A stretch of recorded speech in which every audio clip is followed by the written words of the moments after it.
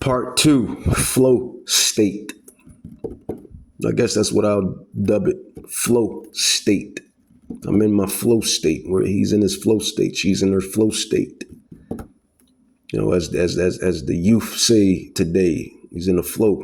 He's in the flow state, which is basically the spirit. See, they don't even know that because they don't have spiritual eyesight. They don't have spiritual goggles. That's basically what the flow state is. You're in the spirit. When you're flowing in the spirit, right? You're tapping into the spirit. You know, when you're going for 200 yards and 7 touchdowns, you're in the flow state. You're in the spirit. When you're going for 30 points and 12 rebounds, and the defense can't stop you, you're in that flow state. You're in the spirit. You're in the spirit. Everything goes back to the spiritual world. You know, if you're playing your counsel, your game and whatnot, and you 30 shots, 30 kills, or this how many points, whatever game you dwell in, or you not so much dwell in, but whatever game you play in the vicinity that you dwell in, right? You say flow state, you're in the spirit, you're locked in, you're tapped in. See, the prophets, we're in our flow state. The prophets are in their flow state. We're tapped in, we're locked in. We have the spiritual eyesight. Everything is spiritual, everything.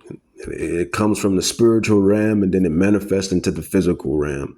These devils can keep saying it until they're blue in the face that Yahweh Yahweh Shai don't exist, that the angels don't exist, that demons don't exist.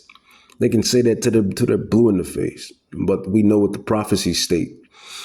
We know what the scrolls state.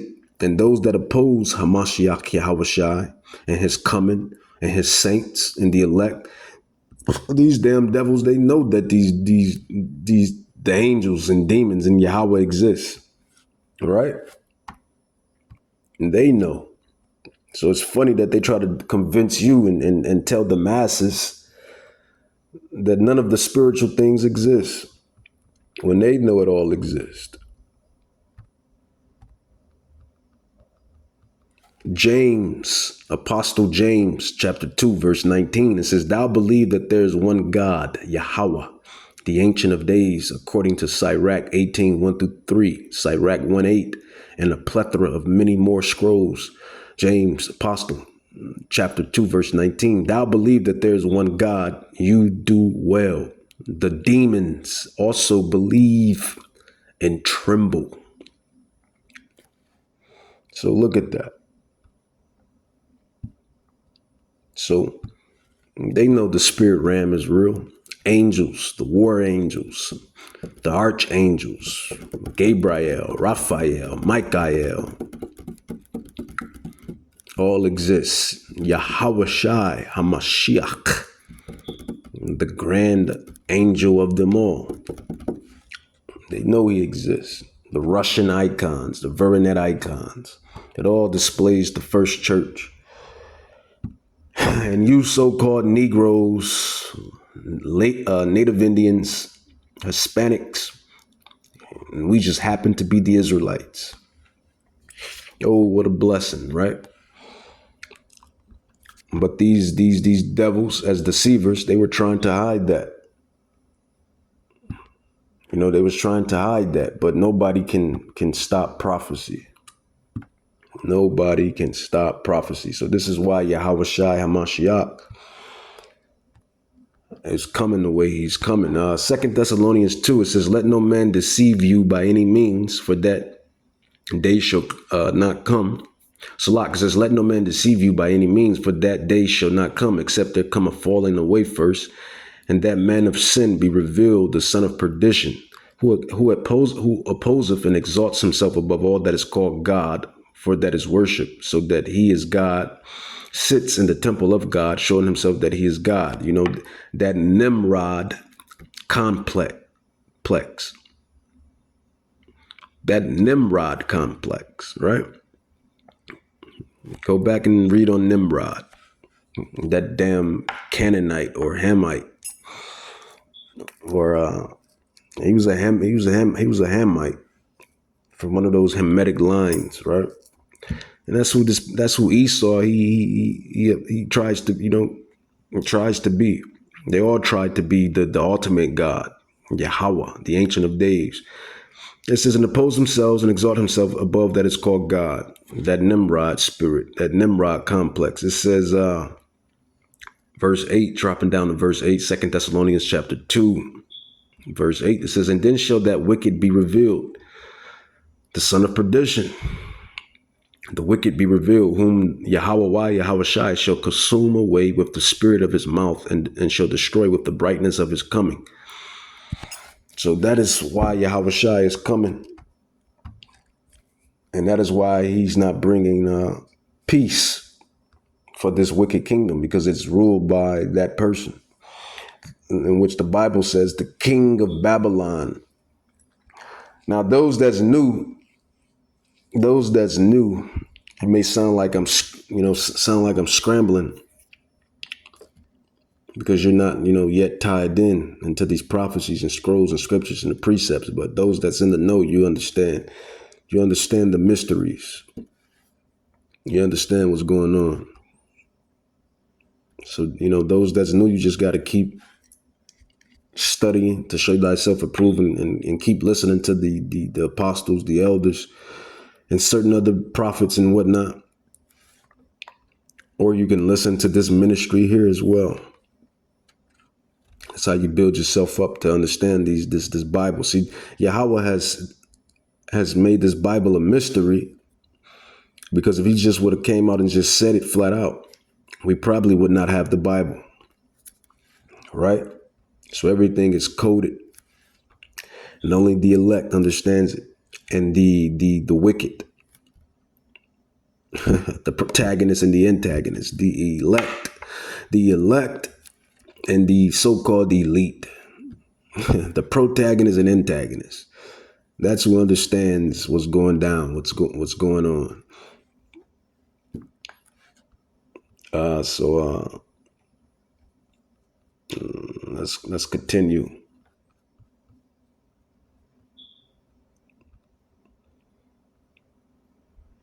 What's that? 2 Thessalonians 2. We can go to Isaiah, prophet Isaiah 14. It says, I can start at verse 4. It says, that thou shalt take up this proverb against the king of Babylon, and say, how has the oppressor seized, the golden city seized? Everything is spiritual, twofold, threefold, fourfold. As Apostle Tahar once said many times, multifold. These prophecies, these scrolls, they go multifold. It says, the Lord hath broken the staff of the wicked and the scepter of the rulers. But ultimately, it's Yahweh Shai. It's Yahweh that has made his word go multiple fold, twofold, threefold. And it has hidden the hidden manna from individuals, many individuals. He tells you, blessed Yahweh Shai said it himself. He says, blessed are your eyes, roughly paraphrase. Blessed are your eyes, for they see, for your ears, for they hear. For there's been many worldly men, spiritual men, many men that wanted, basically, roughly paraphrased, to understand the mysteries of the kingdom of heaven, these secrets, these prophecies. I always revert to the Da Vinci Code. The Da Vinci Code. We understand the Da Vinci Code. We understand the Da Vinci Code, right?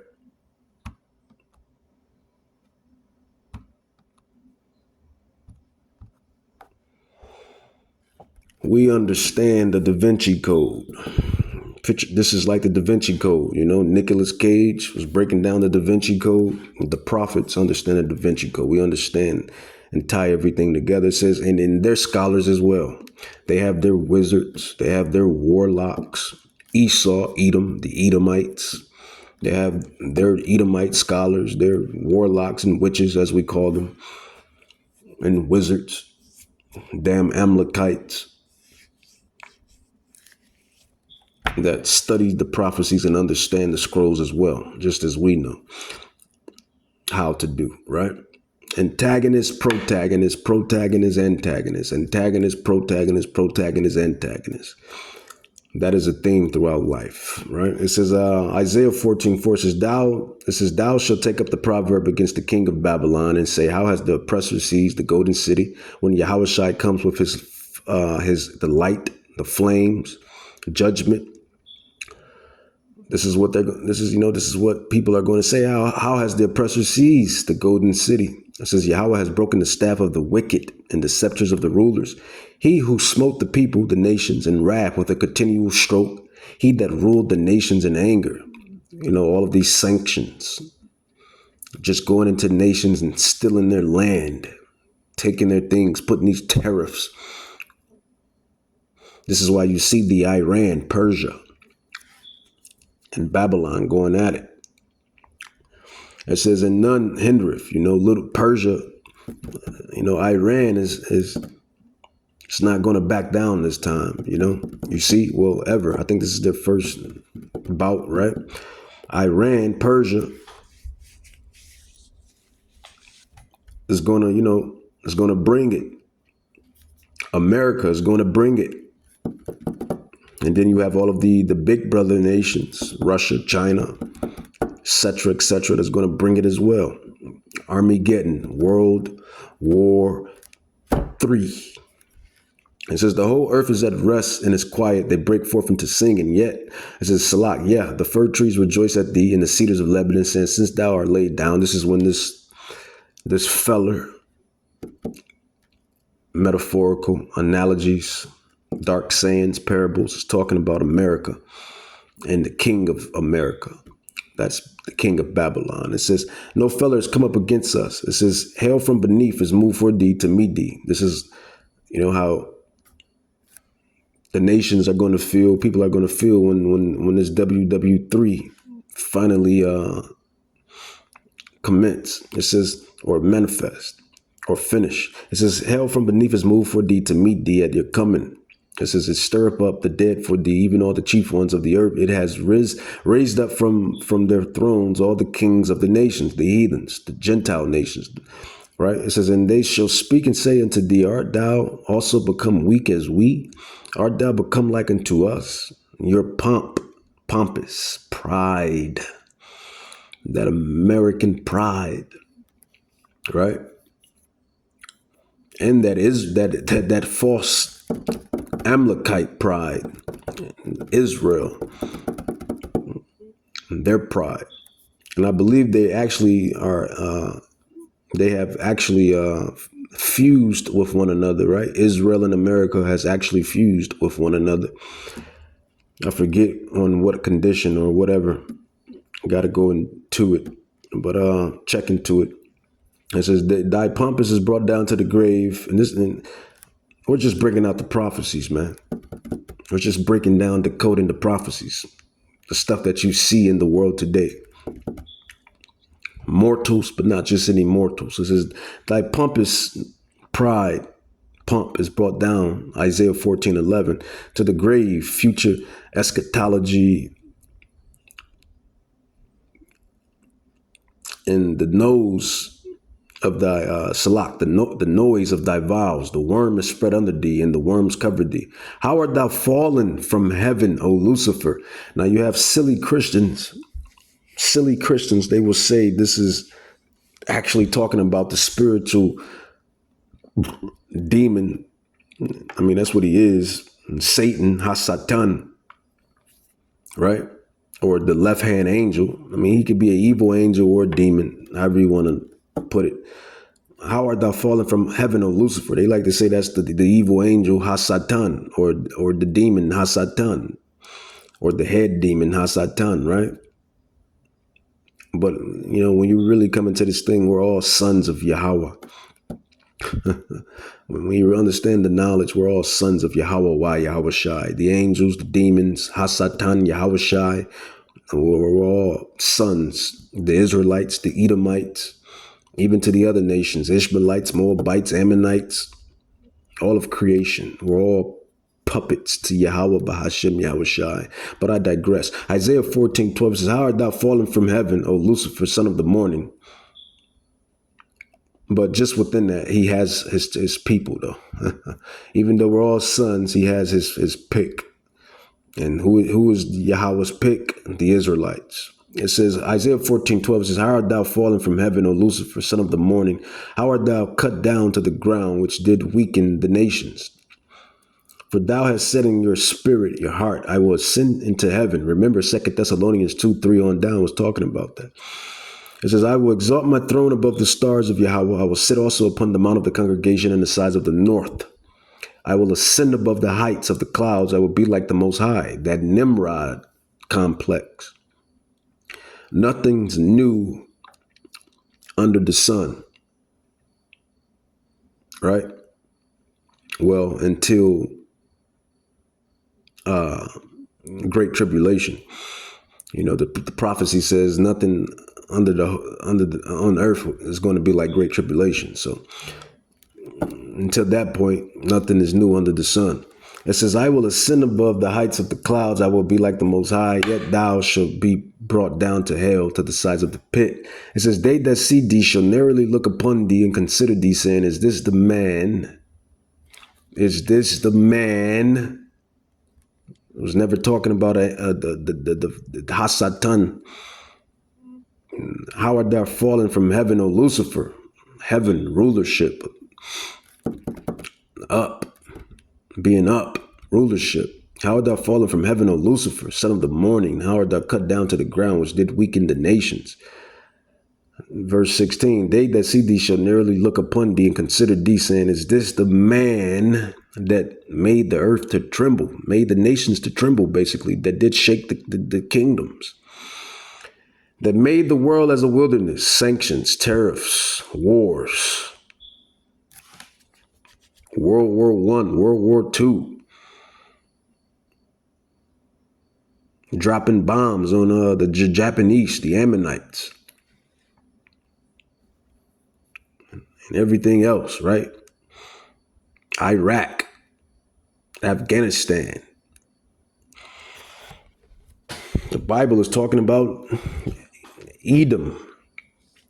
It says, that made the world as a wilderness and destroyed the cities thereof, that opened the mystery Babylon. This is what these scrolls are speaking of. It says, that made the world as a wilderness and destroyed the cities thereof, that opened up not the house of his prisoners. All the kings of the nations, that means all of the governments, all of the kings of the nations, even all of them lie in glory, everyone in his own house.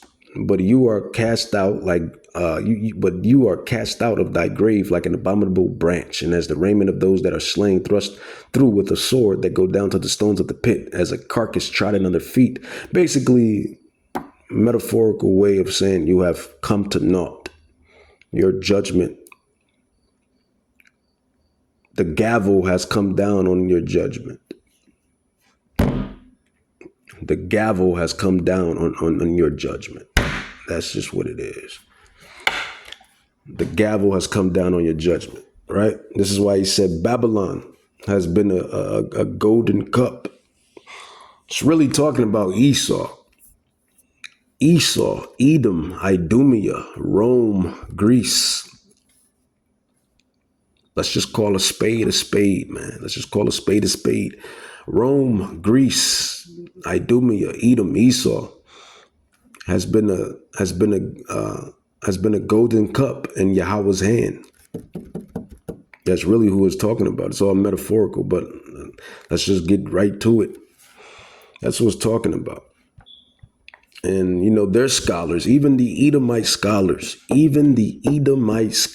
know this. They knew it before we knew it. When we were going through the earlier parts of the curses, of the prophecies, not knowing who we were, not understanding, serving wood and stone, and these false ideologies, these false philosophies, right? They knew it then. They're scholars,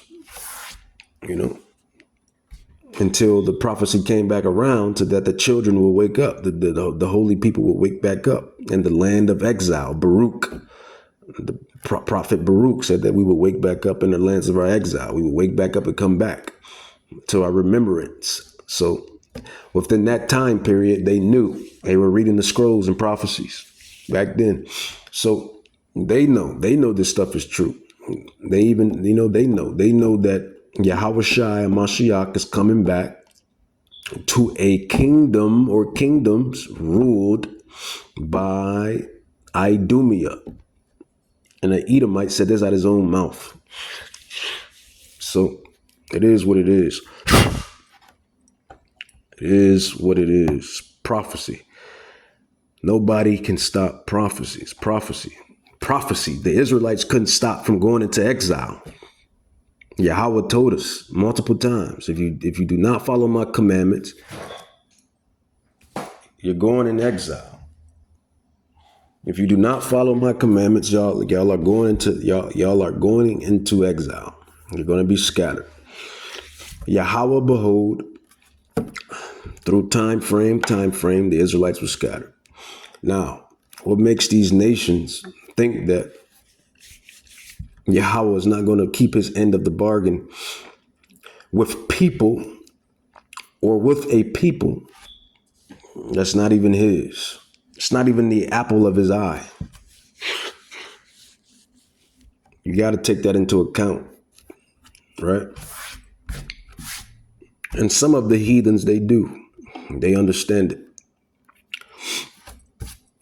But some of them don't. Most of them don't.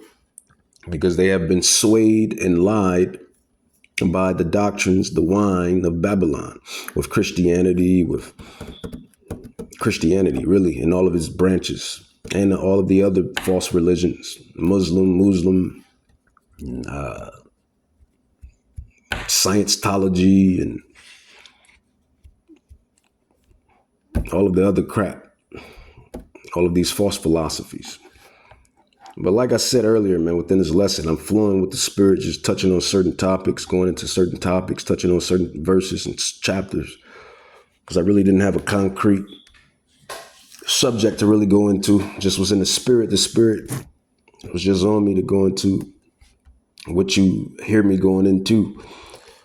So that is why Yahweh Shai HaMashiach is coming. And it's, no mortal can stop prophecy. No mortal can stop prophecy. Hey, if I had the power to stop prophecy,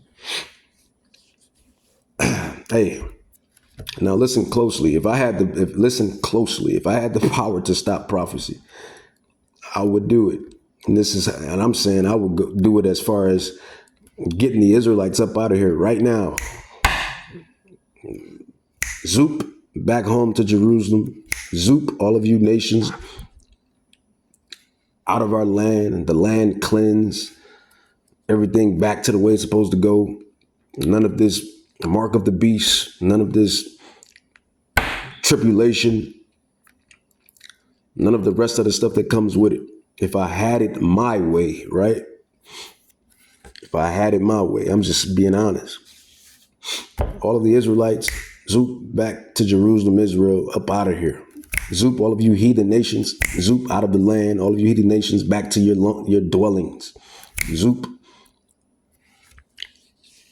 And judgment, of course, judgment. Of course, judgment. I have to say, y'all have to go into judgment. I mean, captivity. Y'all got at least, I would do about 500 years. But Yahweh said he's going to double it. He's going to make it 1,000. Hey, I did 500. But see, the mortal mercy will not be, even with all the stuff we know. Well, I should say I know about what has occurred. And then again, I wouldn't even say I know. I would say everybody know. Everybody knows about transatlantic trade, the slavery, and the iconoclasm, the slavery, the lies, the deception. Even with that, I still had mercy and said 500 years. Yahweh is going to make it. He's going to double it. So even then, sometimes that be Jake's problem. We so merciful, and these nations know we're merciful. They know we're merciful. That's That's why they take advantage of it. But then again, I guess that's just the attribute of being God's people, right? That's just the attribute of being Yahweh's people. That's just the attribute of being the sheep, being the Israelites. We're such a merciful, forgiving people.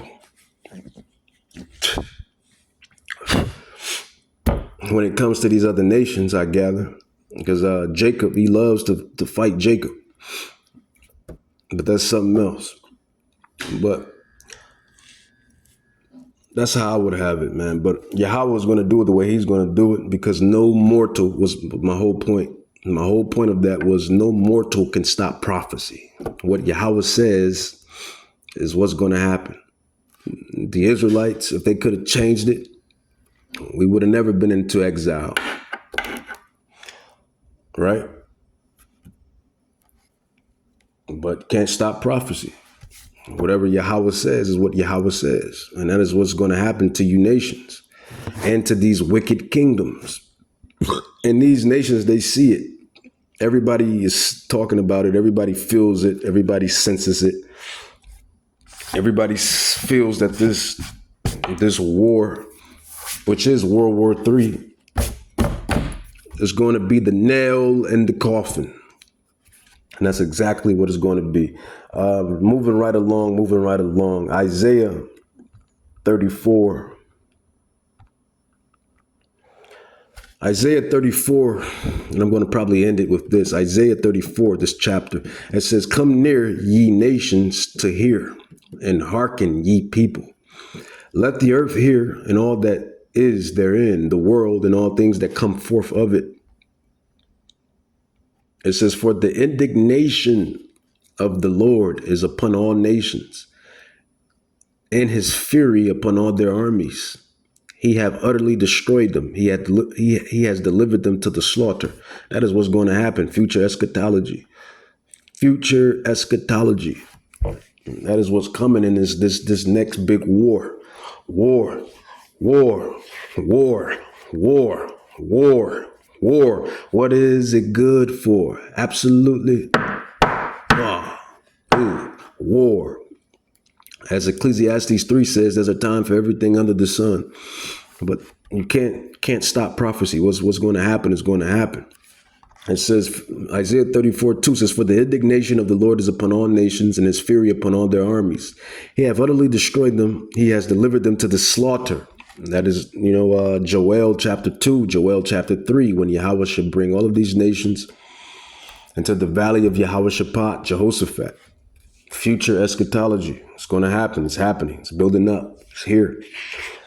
Now that's just the big war, WW3. But you're also going to have these minor wars, civil unrest, civil wars. According to 2nd Esdras 14, according to 2nd Esdras 15, 16, right? Ezra was given the prophecies on the things that's going to happen, but I don't know if those prophecies are going to happen before WW3 or after WW3. I don't know. I got to do some more studying, right? It says, Isaiah 34:3, it says, "Their slain also should be cast out, and their stink should come up out of their carcasses. It says, "And the mountains shall be melted with their blood." It says, "And all the host of heaven," the host of heaven would be the angels. It says, "And all the host of and everything that dwells in the heavens," right? The elders, the 24 elders that sit at the seat and that cast their crowns down and praise Yahweh, Yahweh Shai, and the angels. And I would believe the elect, the saints, right? It says, "And all the host of heaven should," Salak. That's not what that's talking about. But that's exactly what the host. That's exactly who's the host in the heavens. Put it like that. But that's not what this verse is talking about. Salakia. It says, "And all the host of heaven shall be dissolved." That's talking about just the heavens in general. When WW3 takes its place, when Armageddon takes its place. But The actual host of heaven is what I just said. The 24 elders up there, the angels are up there, the saints are up there, archangels are up there. Salak. It says, and all of the host of heaven shall be dissolved, and the heavens shall be rolled together as a scroll. This is when Yahweh Shai HaMashiach returns, I believe. Yeah. It says, and all their hosts shall fall down, and as the leaf falleth off from the vine, and as a falling fig from the fig tree, right? This is future eschatology, future prophecy. This is Armageddon. It says, for my sword shall be bathed in heaven. Behold, it shall come down upon Idumea. And upon the people of my curse to judgment. It says, the sword of the Lord is filled with blood. It is made fat with fatness, and with the blood of the lambs and goats, and with the fat of the kidneys of rams, for the Lord has a sacrifice and Bozrah. It says, in a great slaughter in the land of Idumea. It says, and the unicorn shall come down with them, and the bulls with the bulls, and their land shall be soaked with blood, and their dust made fat with fatness. Here's the point of this whole chapter. Here's the point of really the whole Bible. Here's the point of the whole Bible as far as the revelation go. As far as the revelation go, it says, for it is the day of the Lord's vengeance and the year of recompenses. The years, it says a year, but it's been years. It says, for it is the day of the Lord's vengeance and the year of recompenses for the controversy of Zion. So that is why you see everything happening within the world today. That is why you see everything happening in the world today. From the Israelites waking up out of their exile, from this damn devil coming down on the Israelites and the rest of the heathens. As far as this new world order goes, that's coming down on people, forcing them to take a mark.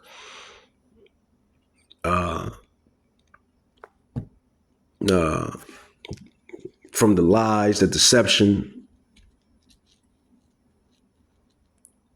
all of that. All of this stuff is related to this one little verse right here. When you really put everything in perspective, everything is related to this one verse. When you put everything in perspective, when you sit and really dwell on everything. This is the movie. Unfortunately, this is the movie that we're in.